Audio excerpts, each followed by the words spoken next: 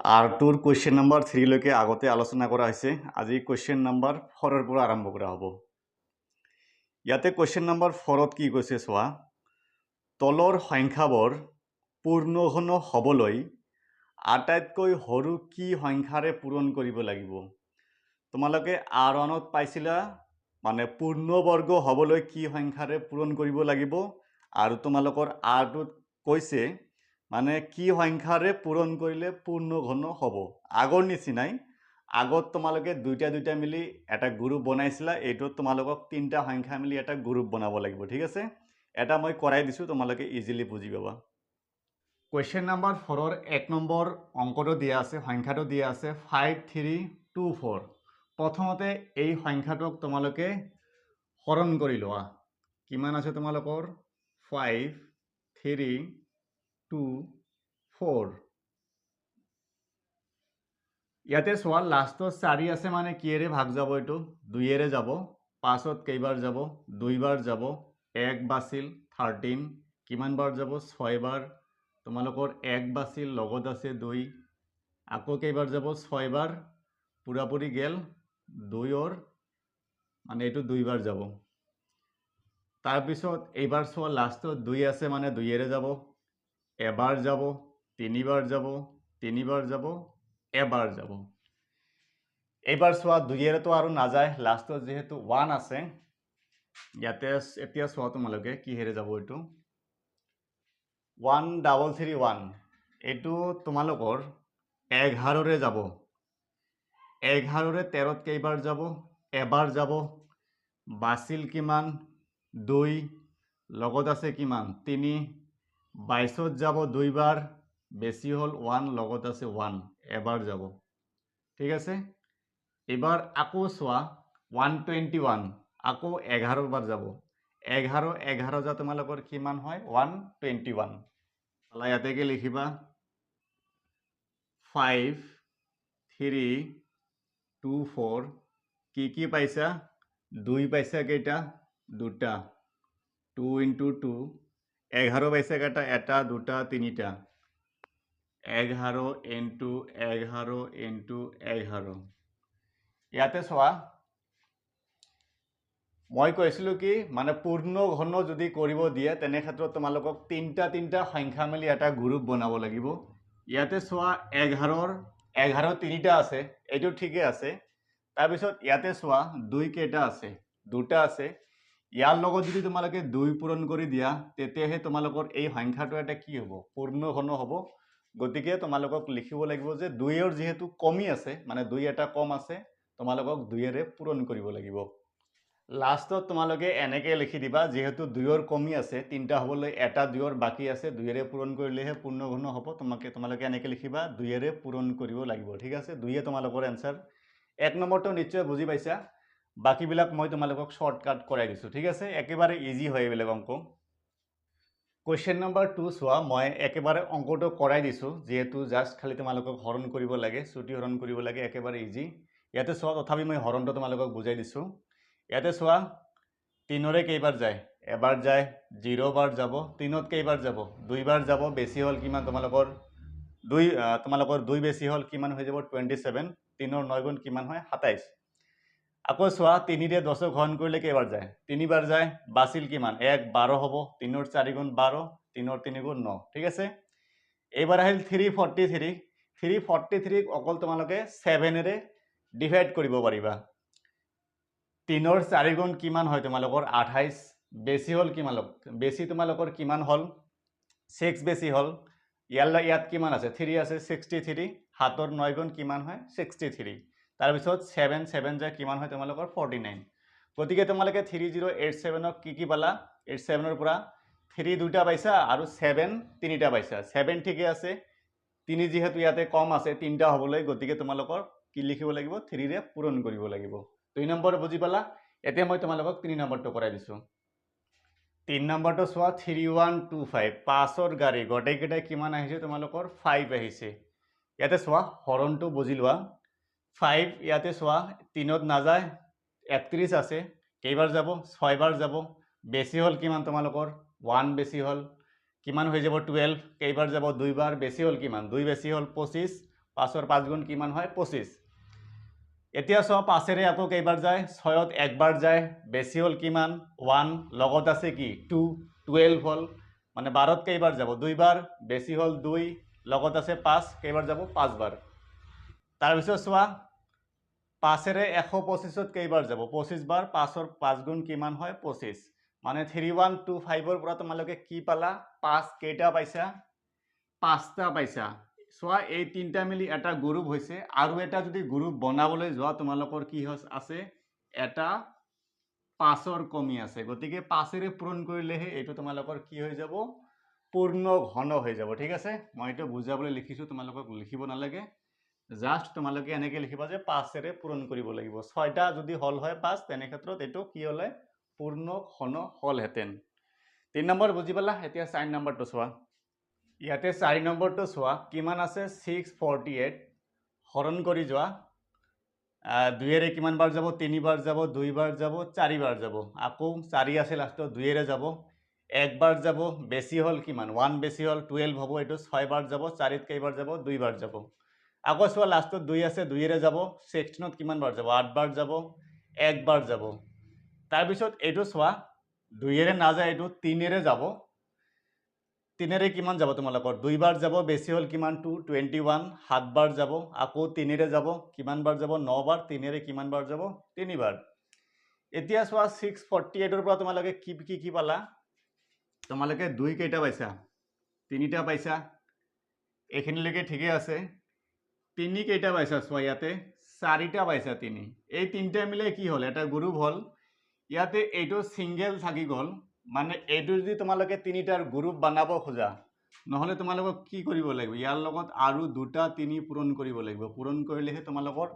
আৰু এটা 3ৰ গ্ৰুপ হৈ যাব হয় না গতিকে তোমালোকে এইটো এনেকৈ লিখিবা মানে এইটো পূৰ্ণবৰ্গ হবলৈ ইয়াৰ লগত আৰু দুটা 3 পূৰণ কৰিব লাগিব মানে 3ৰ 3 গুণ তোমালোকৰ কিমান হৈ যাব 9 হৈ যাব 9এৰে পূৰণ কৰিব লাগিব এনেকৈ লিখিবা 4 নম্বৰ গোটেইখিনি সলভ কৰি দিয়া হল এতিয়া মই 5 নম্বৰলৈ আগবাঢ়িছো 5 নম্বৰত কি কৈছে চোৱা এটা পূৰ্ণ ঘন পাবলৈ আটাইতকৈ সৰু কি সংখ্যাৰে তলৰ সংখ্যাকেইটাক হৰণ কৰিব লাগিব 4 নম্বৰৰ নিচিনাই আগতো পূৰণ কৰিব লাগিছিল এইটো তোমালোকক হৰণ কৰিব লাগিব ঠিক আছে একদম সেম টু সেম অংক মই এটা কৰাই দিছো চোৱা 1 নম্বৰত তোমালোকৰ সংখ্যাটো কিমান দিয়া আছে 10368 লাষ্টত কিমান আছে 8 আছে 8 যুগ্ম সংখ্যা গতিকে 2এৰে যাব 2এৰে কেইবাৰ যাব 10ত যাব 5 বাৰ 3ত একবাৰ যাব 8 বাৰ যাব তাৰ পিছত কিমান বাৰ যাব 4 বাৰ যাব আকৌ চোৱা 4 আহিছে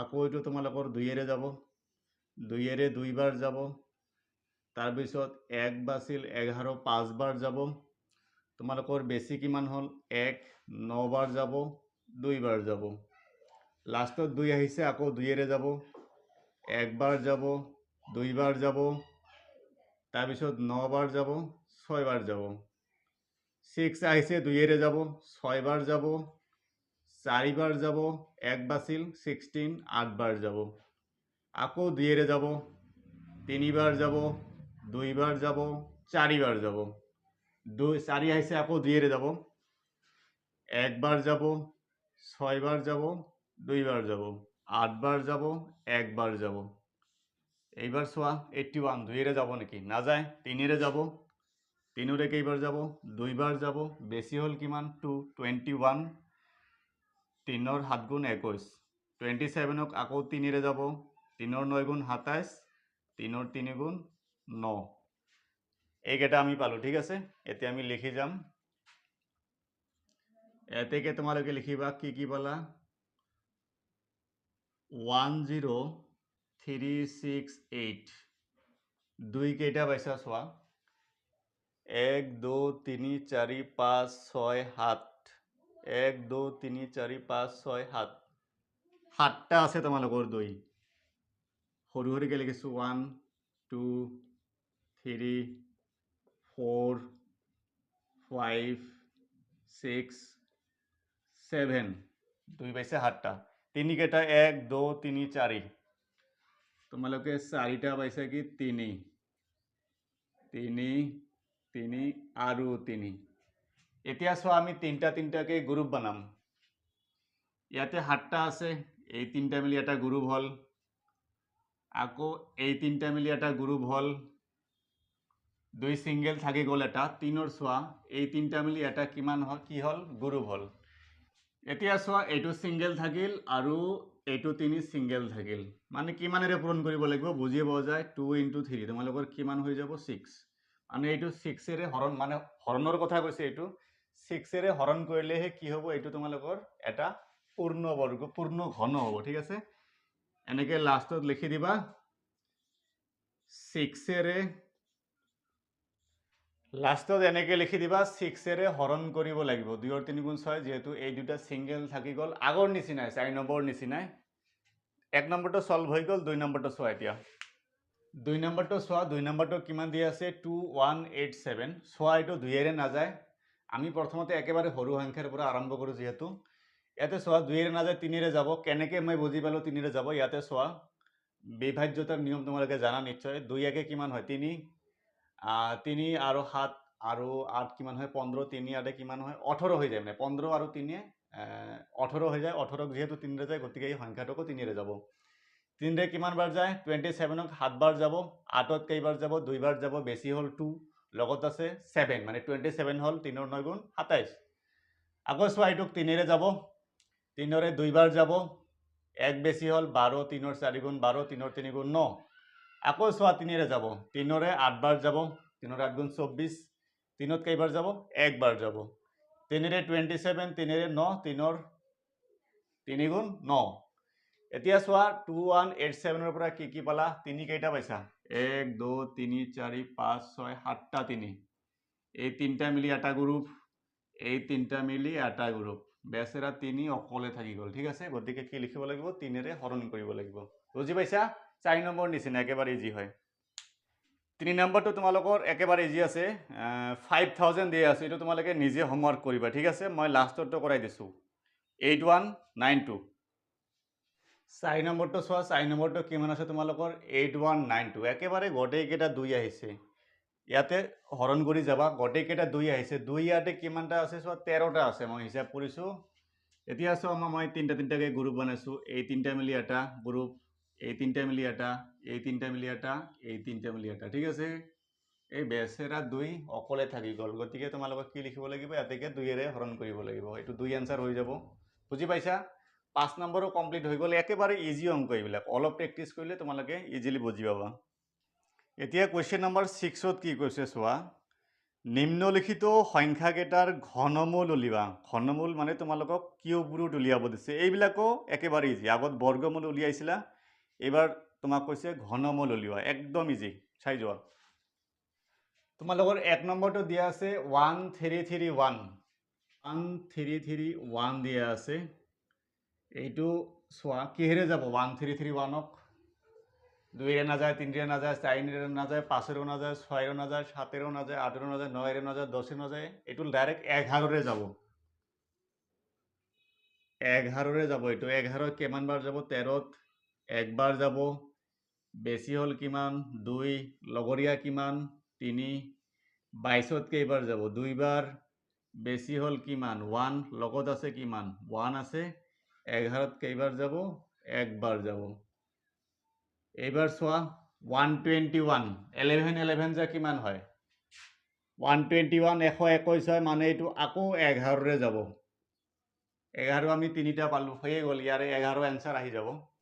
এতিয়া চোৱা 1331ৰ পৰা আমি কি কি পাইছোঁ, 1331 তোমালোকে এনেকৈ লিখিব পাৰা, 11 × 11 × 11। ঠিক আছে, এনেকৈ লিখিব পৰা নে নাই, আমি 3টা 11 পাইছোঁ।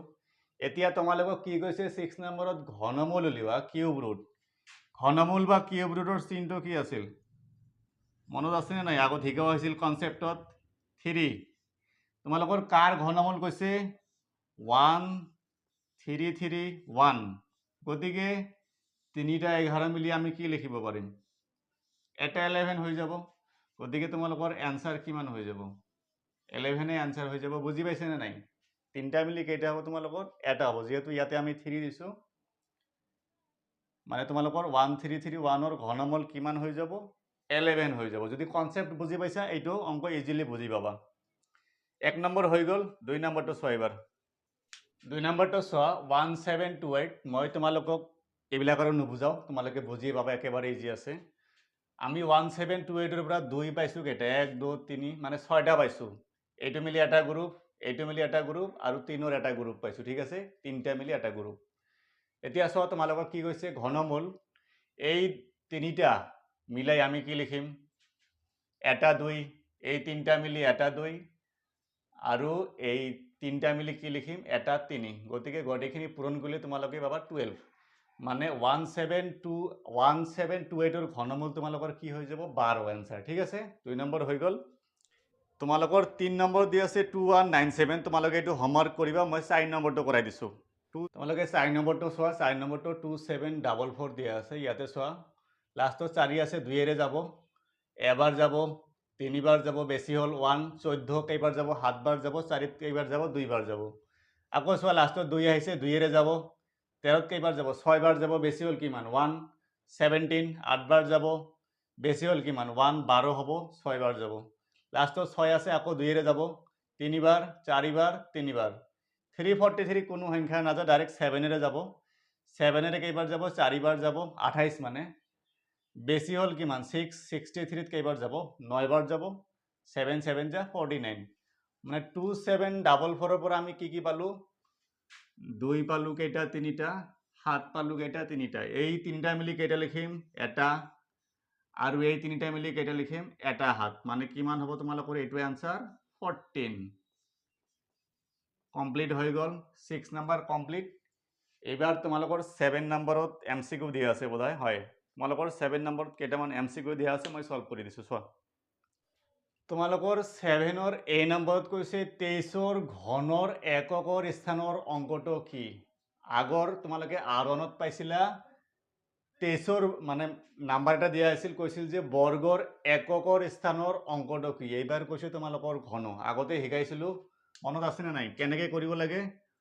সংখ্যাটো তোমালোকৰ কিমান দিয়া আছে, 23, ঠিক আছে। ইয়াতে তোমালোকৰ একক স্থানত যেটো আছে এইটো কি কৰিব লাগে, কিউব কৰিব লাগে। 3 কিউব মানে কি তোমালোকৰ 27, এককৰ স্থানত কিমান আহিছে 7, গতিকে তোমালোকৰ এনসাৰ কোনটো হ'ব, সেকেন্ড অপশনটো হৈ যাব। এইটো তোমালোকৰ এনসাৰ হৈ যাব, বুজি পাইছা নে নাই। মানে এককৰ যেটো সংখ্যা দিয়া থাকিব, এই সংখ্যাটোৰ এককৰ স্থানত যেটো অংক দিয়া থাকিব, সেই সংখ্যাটো তোমালোকে কিউব কৰি দিবা, কিউব কৰি দিয়াৰ পিছত যেটো এককৰ স্থানত আহিব সেইটো হৈ যাব তোমালোকৰ এনসাৰ, ঠিক আছে। গতিকে এইটো 7 এনসাৰ হৈ যাব। ইয়াতে 7ৰ বিত কৈছে তলৰ কোণটো পূৰ্ণ ঘন। যিসকলৰ কিউব টেবিল মুখস্থ আছে ডাইৰেক্ট ক'ব পাৰিবা তোমালোকে কোনটো এনসাৰ হৈ যাব, তোমালোকৰ 3 এনসাৰ হ'ব। 343 কাৰ কিউব আছিল, এইটো তোমালোকৰ 7ৰ কিউব আছিল, তথাপি মই তোমালোকক কৰাই দিছো। ইয়াৰ আগতে মই কৈছিলো তোমালোকৰ মানে যেটো সংখ্যা দিয়া থাকিব, সেই সংখ্যাটো যোগ কৰাৰ পিছত যদি ৰেজাল্ট মানে এনসাৰ তোমালোকৰ 1 আহে, নাইবা 8 আহে, নাইবা 9 আহে, এই সংখ্যা তিনিটাৰ যিকোনো এটা যদি আহে, তেতিয়া তোমালোকে ক'ব পাৰিবা যে সেই সংখ্যাটো এটা কি হয়, পূৰ্ণ ঘন হয়।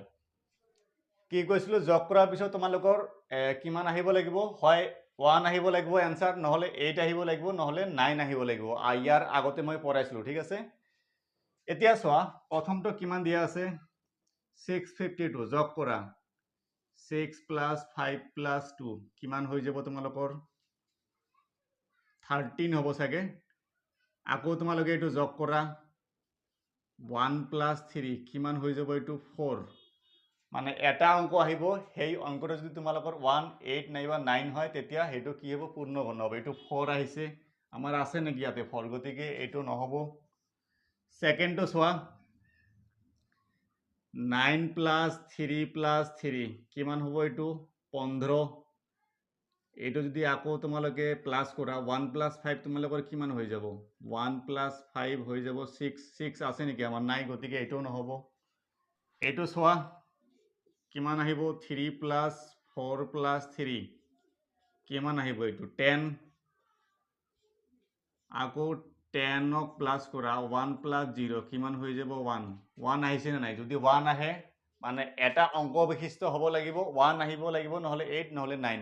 ইয়াতে 1 যেহেতু আহিছে, আমি জানো যে 1 থাকিলে কি হয়, মানে রেজাল্টটো যদি 1 আহে তেতিয়া পূৰ্ণ ঘন হ'ব গতিকে তোমালোকৰ 3 টো আনসাৰ হৈ যাব ঠিক আছে এটো কাৰ কিউব আছিল তোমালোকৰ 7 কিউব তোমালোকৰ কিমান হয় 343 বাকি এটা দিয়া আছে এটো চাব নালাগে বি নম্বৰ সলভ হৈ গল এতিয়া সি নম্বৰ চোৱা কি কৈছে তোমালোকৰ সি নম্বৰত কৈছে 1000 ৰুট কিউবৰ মান কিমান হ'ব 30 100 10,000 কৰি চোৱা এটো কিমান হয় 1000ক তোমালোকে ডিভাইড কৰা কি হেৰে যাব এটো মই ডাইৰেক্ট 10 এৰে কৰিছো ঠিক আছে কিমান বাৰ যাব এটো 100 কিমান বাৰ যাব এটো 10 মানে তোমালোকে কি লিখিব পাৰা 1000 ইকুৱেল 10 into 10 into 10 এদিকে তোমালোকে যদি লিখা 1000 ৰুট কিউব কিমান আহিব তিনটা মিলাই তোমালোকৰ কেইটা আহিব এটা আহিব